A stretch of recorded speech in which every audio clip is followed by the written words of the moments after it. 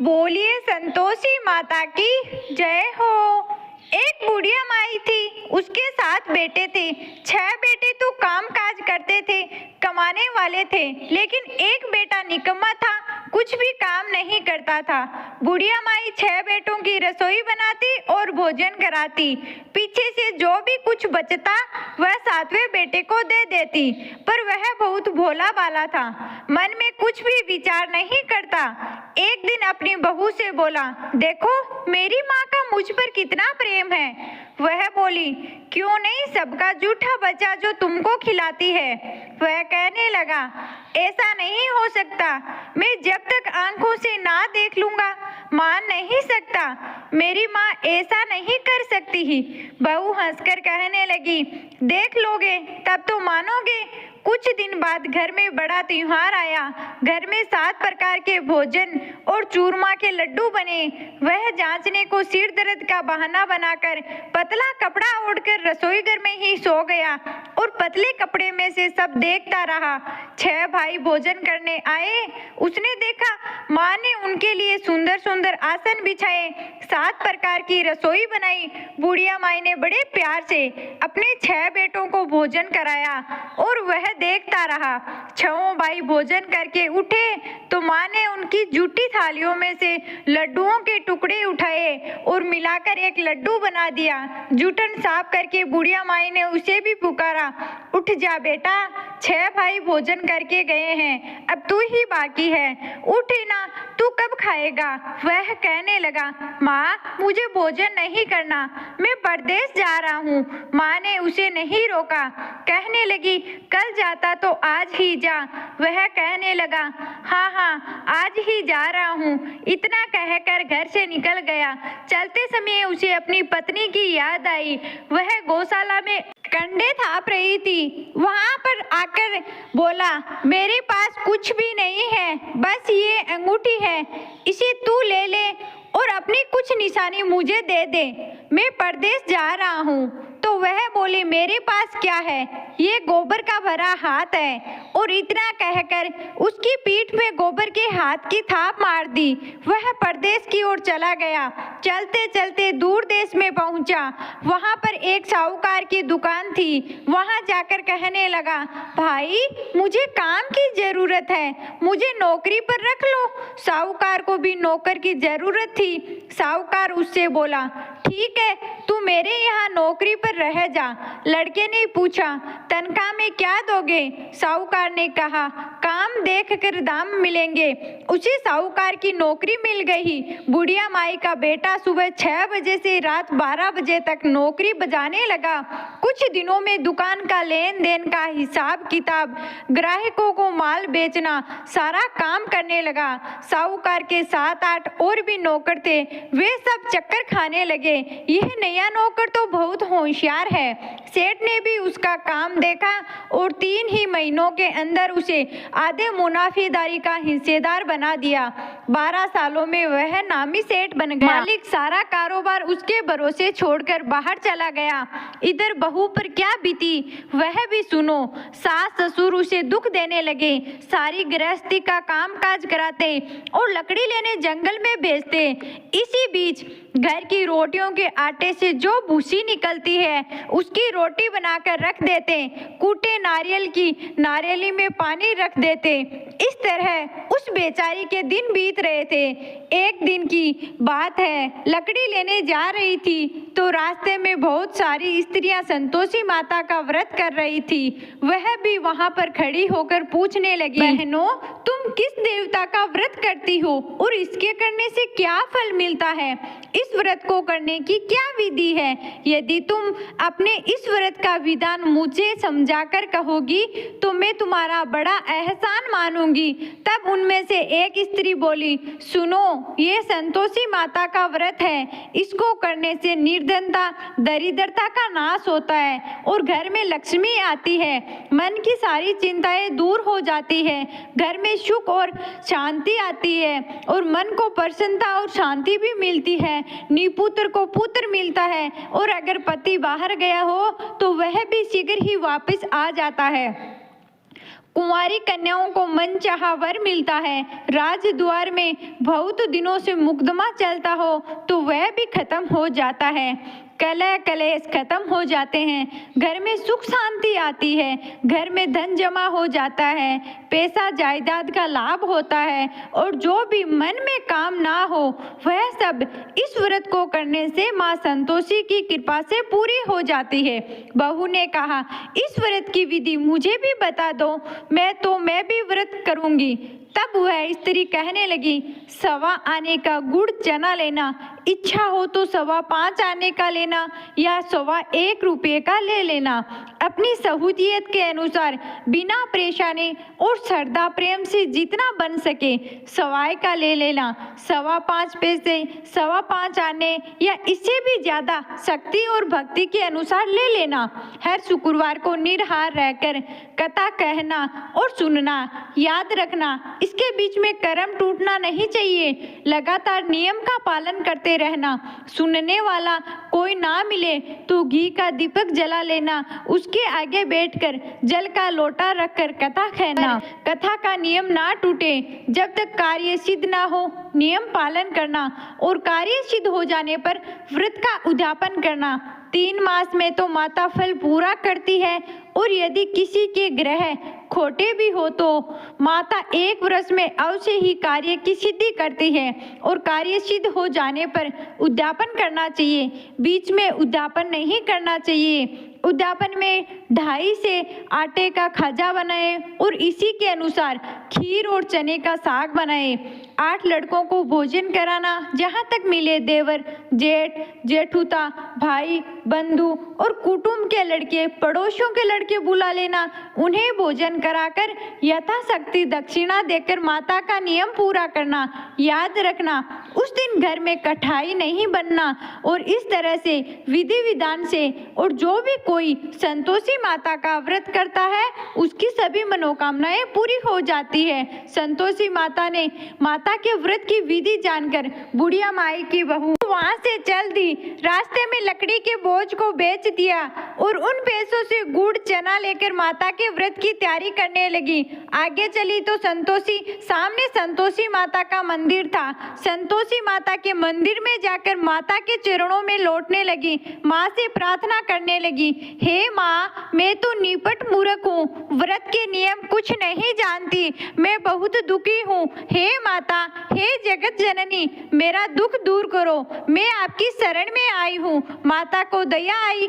एक शुक्रवार ही बीता था कि दूसरे शुक्रवार को उसके पति का पत्र आ गया और तीसरे शुक्रवार को उसका भेजा हुआ पैसा भी आ गया। ये सब देखकर जेठ जेठानी मौसी सिकोड़ने लगे। इतने दिनों में इतना पैसा आया है, इसमें क्या बढ़ाई है। लड़के भी ताने देने लगे, काकी अब तो आपके पास में पत्र आने लगे हैं, रुपया आने लगे हैं, अब तो काकी की खातेदारी भी बढ़ जाएगी, अब तो काकी बुलाने से भी नहीं बोलेगी। बेचारी सरलता से कह देती, भैया पत्र आएगा, रुपया आएगा तो हम सबके लिए ही अच्छा है।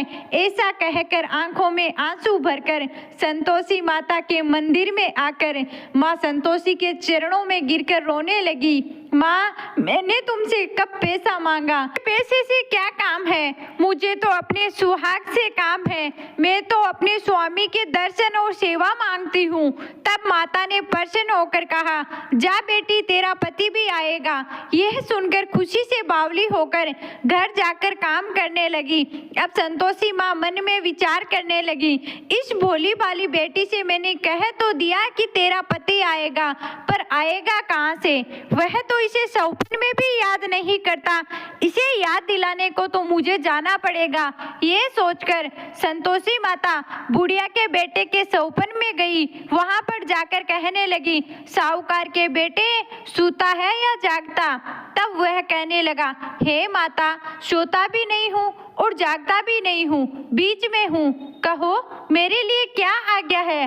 तब संतोषी माता कहने लगी, तेरा घर बार कुछ है या नहीं? तब वह बोला, मेरा सब कुछ है, माँ बाप है, भाई बहन है, बहू है, क्या कमी है?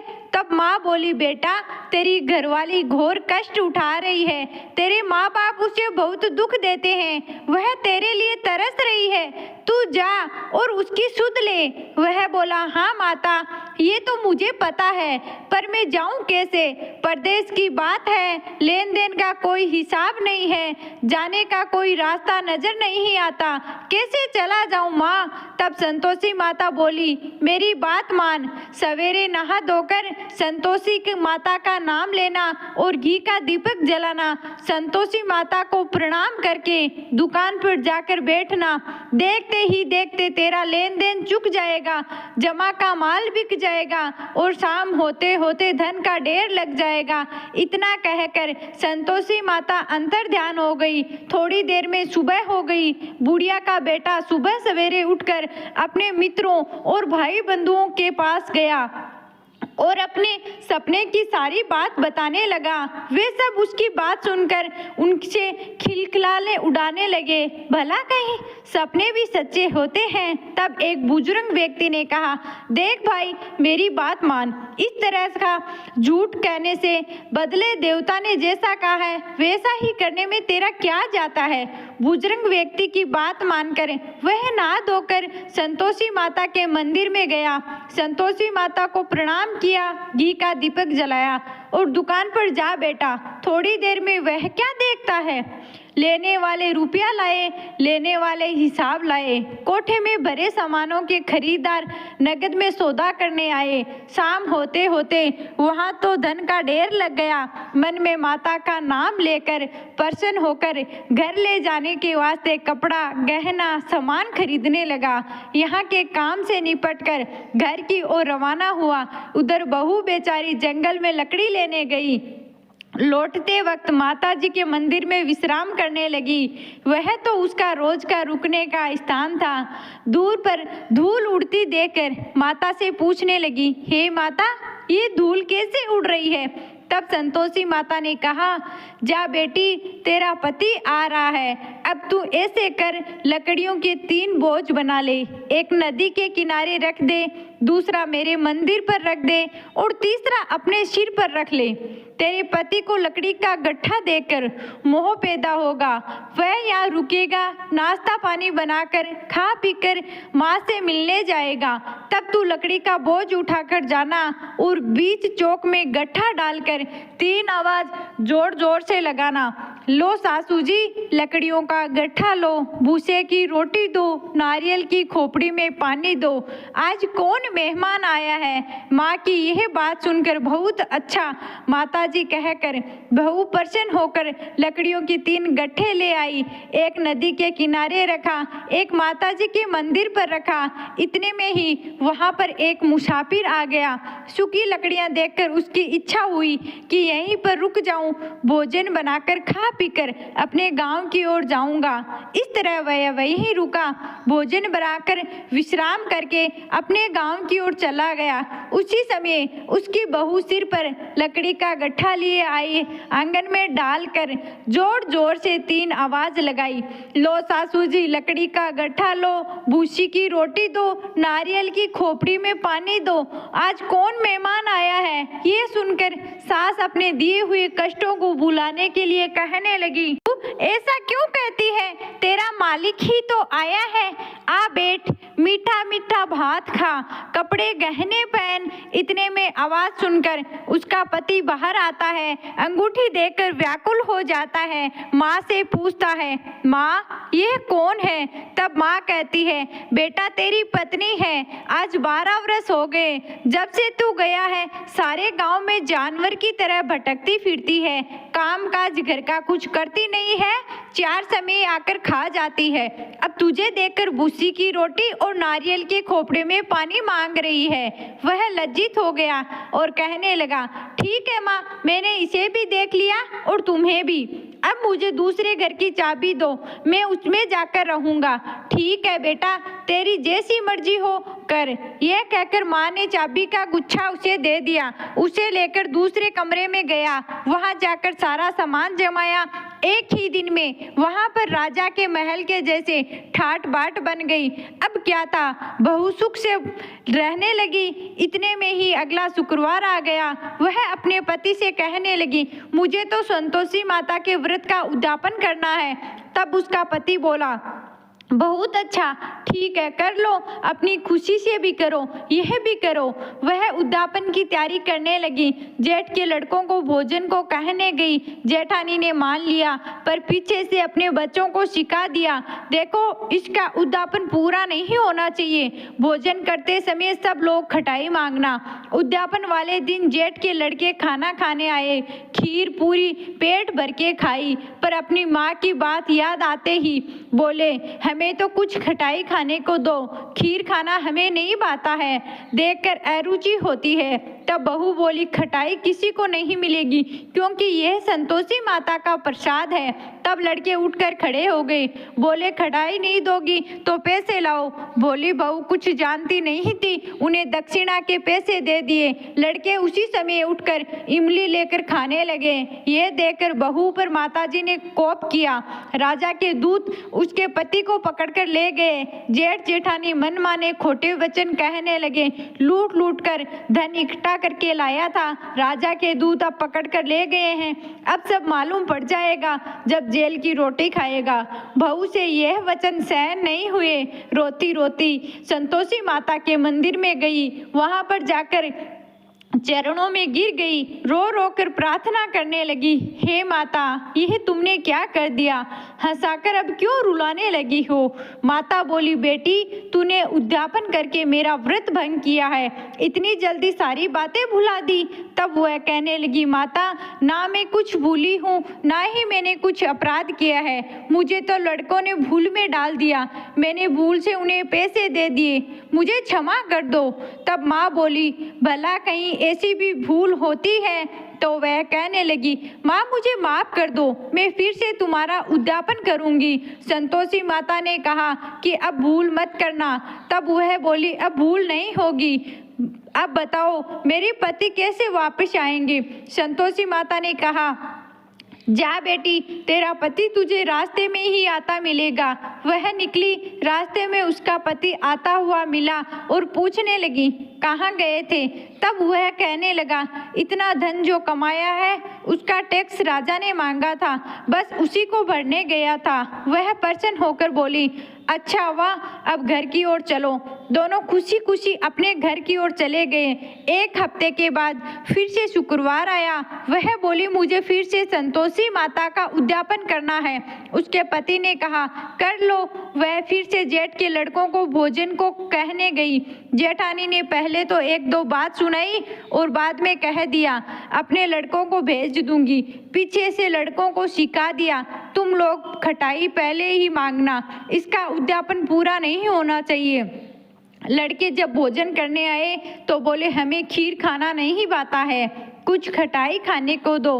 बहू कहने लगी, खटाई खाने को नहीं मिलेगी, खाना हो तो खा जाओ, ये संतोषी माता का प्रसाद है, मैं एक बार की गलती बार बार नहीं दोहराऊंगी।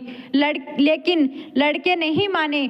तब उसने ब्राह्मण के लड़कों को लाकर संतोषी माता का उद्यापन कर दिया। यथाशक्ति दक्षिणा की जगह एक एक फल उन्हें दिया। इससे संतोषी माता प्रसन्न हो गई। माता की कृपा हुई और 9 महीने में उसे एक बहुत सुंदर पुत्र की प्राप्ति हुई। पुत्र को लेकर वह प्रतिदिन माताजी के मंदिर में जाने लगी। एक दिन संतोषी माता ने सोचा, यह तो रोज मेरे मंदिर में आती है, क्यों ना आज मैं इसके घर ही चलूं, इसका आसरा देख लूं तो सही है। ये विचार करके माता ने बड़ा भयानक रूप बनाया। गुड़ चने से सना मुख, ऊपर से सूंड के समान होठ, उस पर मक्खियां भिन भिना रही थी। माता का ऐसा भयानक रूप देखकर सब लोग डरने लगे। दहलीज में पैर रखते ही सास चिल्लाने लगी, देखो रे, कोई चुड़ैल डाकण चली आ रही है, लड़कों इसे भगाओ नहीं तो किसी को खा जाएगी। लड़के डरने लगे, चिल्ला चिल्ला कर खिड़कियां बंद करने लगे। बहू रोशनदान में से देख रही थी और प्रसन्नता से पागल बनकर चिल्लाने लगी, आज तो मेरी माताजी मेरे घर आई है। इतना कहकर बच्चे को दूध पीने से हटा देती है। इतने में ही सास क्रोधित हो गई। वह बोली, इसे देखकर कैसी उतावली हुई जा रही है जो बच्चे को पटक रही है। इतने में माता के प्रताप से जहां देखो वहां लड़के ही लड़के नजर आने लगे। बहू बोली, माँ जी, मैंने जिनका व्रत करती हूँ ये वही संतोषी माता है। इतना कहकर झट से सारे घर के किवाड़ खोल देती है। अब तो सबने माता जी के चरण पकड़ लिए और विनती करके कहने लगे, हे माता, हम तो मूर्ख अज्ञानी हैं, तुम्हारे व्रत की विधि हम नहीं जानते, तुम्हारी पूजा की विधि हम नहीं जानते, तुम्हारा व्रत भंग करके हमने बहुत बड़ा अपराध किया है। हे संतोषी माता, आपने बहू को जैसा फल दिया वैसा फल सबको देना और उसके परिवार को जैसा फल दिया वैसा किसी को भी ना देना। जो भी ये कथा पढ़े सुने और उनके सभी मनोरथ पूर्ण करना। बोलिए संतोषी माता की जय हो।